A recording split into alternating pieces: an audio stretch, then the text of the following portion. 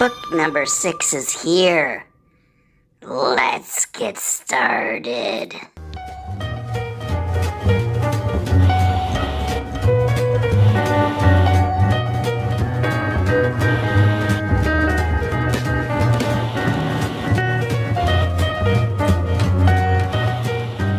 Well, hello again and welcome back to Ruby the Elite. And we are continuing on with the project of the Helix. And we are on book number 6. Book number 6. But proceed with caution. If you've not watched 1 through 5, you are ruining everything. Click up here, click, click, click, click, and you will have the list of 1 to 5. Watch the project in order. That's what makes it fun. Skipping around, shame on you if that's what you're doing. Well, what are we going to work on today? Something in the back? Something in the middle, maybe? How about the front? I think we need a little bit of work everywhere, don't we? Well, we're going to button up a few things that we had started on and introduce a few new parts, all to try to keep this fun and make it so that there's something new to talk about every one of these books, something new to bring forward. But let's go back and finish up cleaning that rear end. Now that the tire's off, we can clean this rear end up. Somebody once asked me, what's the point? It's just going to get dirty again. Of course, you should know what my response is. You clean your own rear end and it gets dirty again. But you just do it because it's the right thing to do. I guess that's the way I view it. Just by using some of that purple Simply Green, that degreaser is awesome. I can't recommend it enough times. And there you go, all beautified. Looks like brand new again. And if it gets dirty, so be it. At least it was cleaned once in its life. And it deserved to be. Up here under the dress, though, this is a mess. We'll spray this off and clean it, though. No worries. You know, if any other of those critters get under here and eat my wires, I wanted to make sure that I protected all these different lines, which I did. I put that rodent tape everywhere I thought if something got under here and decided to eat, this was in really where it could go. Now, I didn't do anything when it came to the brake lines or even this new coolant line I added. If it eats my coolant line, it's going to get what it deserves. But everything else it could get its hands on, it's going to be tasting peppers, that's for sure. You know, I painted my exhaust and it just didn't look the way that I wanted it to. It was very flat and it needed something. So what I went ahead and did is on the guard here, I ended up painting it with some of the gloss black I had. It's also a high heat paint, so I'll be protected as well as it will. And it just gave a nice contrast to the flat, kind of a two-tone appearance. I thought it gave a little class to it. At the end of the day, you know, why not utilize what you have? This is up to 500 degrees. And you're protected. You know, I'm not a big fan of the orange and green. Viewing that as just kind of boring and ugly, to be honest. I thought, let's try some new LEDs. They come in so many different colors. Trying something different. They're inexpensive, only about $10 for the pack. And all you got to do is pull the old one out and pop the new one in. As you can see, I put some blue in. A huge difference between blue and what I had. You have one on each side, and after you get done replacing them, I guess it's really up to how you feel about the color you installed, giving it a chance. I thought maybe the blue would be nice on my eyes. I guess we'll find out. They had red, they had orange, I saw yellow, lots of different colors. You don't get that contrast of a few colors. It's all in blues, but it's something different. I guess we'll see how it performs in the sun, and that's going to be the real key on whether I keep these in or not. I previously mentioned that I wasn't going to replace my fuel lines, but I thought hard about it. They're hard. They're like petrified. I thought, they're not cracked, but that's the beginning of the end. Especially since I bought a brand spanking new fuel pump. I didn't think this 25-year-old one was going to last much longer, so I decided to retire it. Of course, if you know my channel, you know what I bought. I'm not going to speak rough about all those other fuel pumps if I'm not going to buy a Honda myself. Definitely what's going to go on my bike for sure. And it arrived right from Japan. Absolutely perfect in every way. And you can see the stamp on the front. That's the Honda part. Find me an aftermarket one that's got that stamp. Only the Honda ones. Build quality, everything is better with this. While I had this connected, I wondered, what's right here beyond it?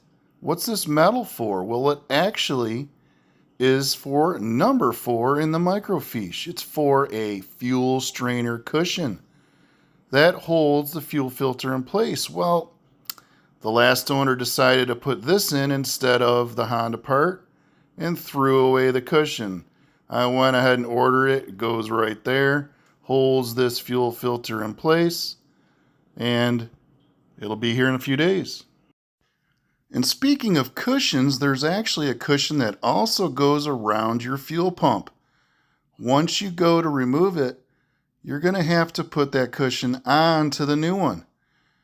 As you see, I am just using my screwdriver as a lever, putting a bit of pressure onto the frame, slowly removing that cushion off of the 2 flat pieces of metal that are part of the frame. Take your time. It's going to take a bit to get this off, especially if your bike's 25 years old. The rubber's gotten a little bit hard. Make sure you also go ahead and unplug it, which I have not done. I'm going to get this almost all the way off, and then I'll walk around to the other side, unplug the green plug, and then take it off the rest of the way. All right, we got it disconnected. Couple more light pries, and it's going to come right off. And there you go. You need to have patience when you remove it from the old fuel pump. It will eventually come off, just like mine did. Just clean it all up, add a little bit of WD-40 onto the inside of it, just to make it easy to put on the new pump. And just be real careful. Sliding it on, it eventually will go on. It's a very tight fit, but you need this in order to install the new pump. I haven't seen this for sale anywhere. I'm not sure if it is still available, but I didn't tear mine and I'm able to reuse it, so no big deal. Take your time so you can do the same. Now we're just going to give it a final wipe up. Any WD-40 that decided to come out. When you go to install this, make sure that you bend down the 2 flat pieces of metal connected to the frame that I mentioned. When you do, it makes it much easier to install the new pump. You can bend them right back up again. Just be gentle. It will allow for you to get the pump on much quicker, trust me. And then once the pump is in place on those 2 flat pieces of metal, you could bend it back up into place. No harm done. It worked perfectly for me now, and it has in the past as well.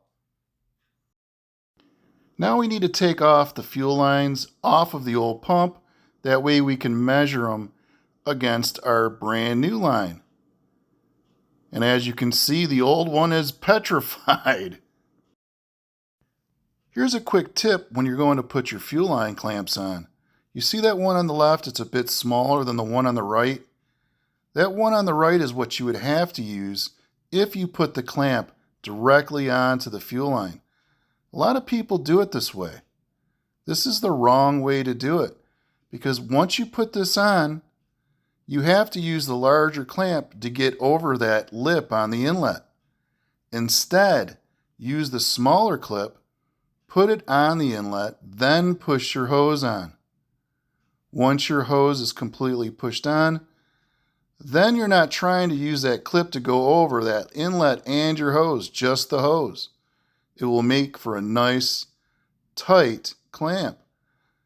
This is going to result in no leaks, plus it'll keep it in place. I found this to be the best way to do it over the years. Just figured I'd share with you. Fuel pump and lines now ready for another 25 years. I forgot to mention on that bottom line, there was this little rubber piece that was on the old line. I was able to get it off, and that's going to go right under that clamp on the frame to keep your fuel line in place.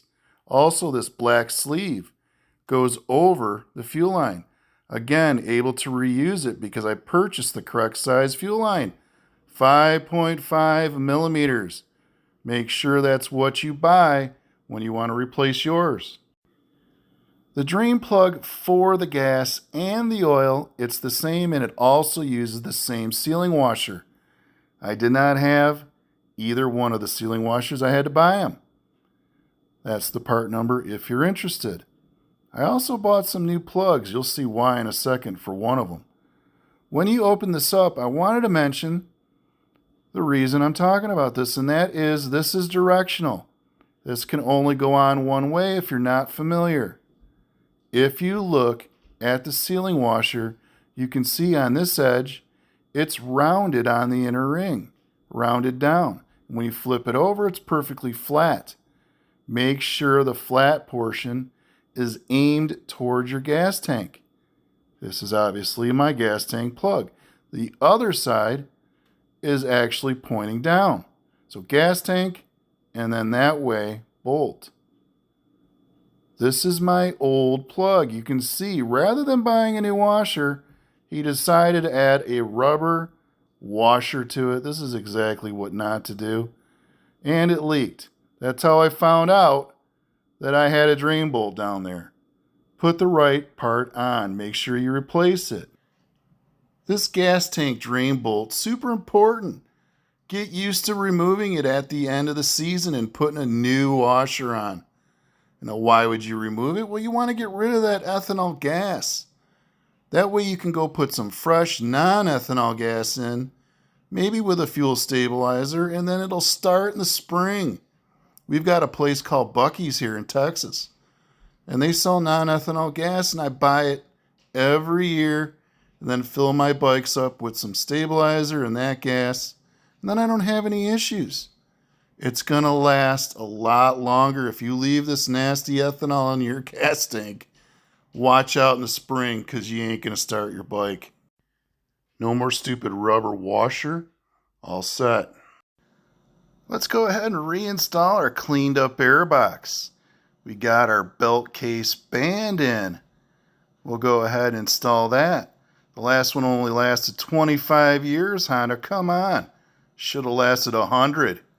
What's up with your quality control? Now we'll install the airbox, the small side in first, and then counterclockwise, slightly the right bigger side, and it will go right on. It's that easy if you follow that method. Now we have 3 bolts that hold it on, if you remember. One on the top, one on the left, and one on the bottom. I'll start with the one on the top. And this is going to get it all secured. And then once we have it on, then we can connect all the lines to it. What a difference it made. Cleaning up that airbox. Looks beautiful now. Just a little bit of elbow grease and soap and water. I got to make sure there wasn't anything cracked or wrong with it. All right. Looks good. Now we just need to put in this Phillips screw that holds the band in place, and we'll tighten that down. Our belt case element, it finally arrived. And there's the part number if you're interested. I'm going to leave it inside this plastic bag though so I can put some of this foam filter oil on. And why should you use foam filter oil? Well, what it does is it traps the dust, the dirt, sand, anything nasty, and it helps improve the airflow of the filter. Once we put it in there, we make sure it's completely covered. And there you go. It's ready to be installed. When you go to install it, make sure you do wring the filter out so it's not saturated. When you go to put it in, go around the 2 screw holes with the 2 holes at the bottom of the filter. That's what holds the filter in place. It won't move if you install it like this. Then push the rest of it in. Then you're going to go ahead and put the cover back on after a quick wipe up. And keep in mind, this filter element, it's in the service manual to inspect or replace if bad. And it's at 6,000 miles, the interval. And it actually says to clean or in small print, replace it if the prior idiot owner decided to throw it away. I had to use what was in the small print. All right, let's put the air filter in. That is the part number if you care. Recently, somebody asked me, they said, why are you putting the Airbox back on the scooter? Just put a pod filter on. It's so much better. Let me tell you all the reasons why I disagree with that completely. As I put this cover on, you can see it's self-contained. That means no water, no snow, no sleet. Nothing is going to get in this. That's why Honda puts airboxes on all their scooters. They don't put pod filters on any of them. Explain that to me. So their research and development department, they're missing it all together. They should put some Chinese garbage on like this. No, folks. You got to also realize that this Airbox, it also keeps your transmission clean. We just got done putting in that belt case element. That's going to keep all of the dust and debris out of our transmission, off our belt. That's what it's there for. I don't see any good reason to remove perfectly good equipment in order to get more performance, a mile per hour to whatever it is, a couple miles per hour. You're sacrificing way too much for very little. Always think of it this way. The good has to way outweigh the bad. And the Airbox is definitely the way to go. That's why Honda puts it in all their scooters. It's better. Keep it in, especially if you don't have any knowledge of how to set up a carburetor. You don't know how to do plug chops. You don't know how to make the air-fuel mixture right. You don't know how to upjet. You're making a big mistake. Leave the Airbox in it, especially if you don't know what you're doing. All we got left, though, here is a few lines. Our breather tube is cleaned. We can take that off the list. Our Airbox setup is done. Our fuel strainer cushion, it's arrived in the nick of time. There's the part number if you're interested. This installs very similar to what we did with our fuel pump. It goes right around our filter. Make sure you got it going in the right direction. And once you install it, there's a flat piece of steel on the frame that this will slide right onto. Once we get it on, then we'll go ahead and put the lines on and put our clamps in place using my little tip I showed you earlier. And now we have our gas tank all renewed inside and out. And that attaches to our brand new fuel lines and clamps, into our new fuel filter, down around to our new fuel pump, all the way up into the new carburetor I purchased, And finally, to our carburetor insulator, that's also brand new. The whole fuel system redone. All right, time for budget gadgets. This is the very first one I wanted to show you. Ancel battery tester. I recently bought this on Amazon. 20 some bucks, very inexpensive. That's why we're calling this budget gadgets. So what do you need this for? You already have a battery maintainer / charger. Why would you need this tester? Well, this device is going to tell you if your battery is even worth charging and maintaining. It's going to give you the cold cranking amps as well as a few other things telling you, you know what, keep your battery or go buy a new one. What's nice about this is you never have to worry about putting any batteries in it or charging it. It actually gets its power from your battery. As soon as you go ahead and put these two clamps on, it'll light up. You also can record all of your results by plugging in the USB cable right into your computer. Very cool.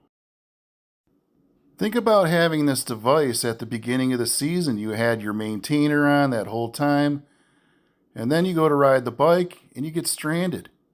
Well, this is going to tell you if that maintaining was really worth doing, or again, do you need to buy another one? Look, we've just plugged in both clamps and it gives you all of these different menu items. We're just going to do the quick test. Amp hours, it's under 30. 30 is the lowest setting. And go ahead and do the test. I just want to show you real quick what the test will look like. It'll tell you if it's healthy, if it's charged, the cold cranking amps, the voltage, and whether or not it's a good battery or not. That's test number 1, showing you a good battery. I'm going to also show you a not so good battery. All right, let's do another test, but on the Elite 250 battery. I've already got it all plugged up. It's been maintaining for quite some time, so it should be at 100% charge. Let's do the quick test. Again, it's going to ask the same questions, but this time it's going to ask what the temperature is of the battery. And I put above 0 degrees Celsius, of course. It's definitely not below. And you'll see the results are much different. This battery I thought was perfectly fine. And it's charged. Look, comes up as a replace. Only 52% healthy. Cold cranking amps are almost 100 lower than what it's supposed to be. Now, this is not a new item. I do understand that. But if you haven't seen one before, this is the perfect opportunity to buy one. At $33 plus a coupon on Amazon, it got down to 24 bucks. These were over 50 a few years ago. And if you don't have one in your toolbox, you really should add one. Now, this was budget gadget number 1. There will be some more to come. And we'll add some more gadgets as we go, maybe 1 or 2 in the next video. Well, that's going to do it for book number 6 of the project of the Helix. I will be back with book 7 soon. I'll leave you with, hey, a few videos for you to check out. Plus, if you haven't subscribed, just subscribe already. Lots of content and lots more fun to come. I appreciate you visiting. Hopefully you're watching all the books in order. But I'll see you next time. Thanks again.